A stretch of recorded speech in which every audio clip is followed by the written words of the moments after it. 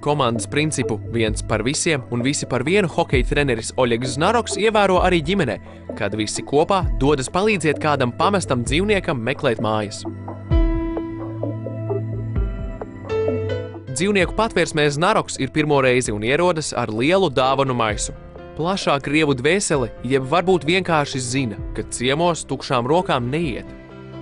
Vispirms jāiet pie kaķiem, jo Znaroku ģimenē šobrīd ir 2 miņķi, no kuriem viens, Kriska, pirms 3 gadiem изглābta no nāves. Это история большая. Мы гуляли, и кошка, мама переносила котят через дорогу, а там доберман побежал.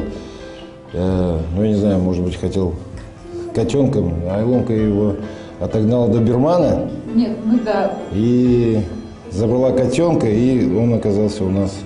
Otrs kaķis vārdā Žuļiks savulaik bijis īsts ceļotājs.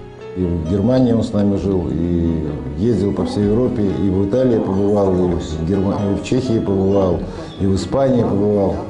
Žuļiks nu jau ir krietna senioru vecumā, šobrīd gan vairāk dzīvojas pie Znaroka kaimiņiem, jo greizsirdīgs uz kaķeni.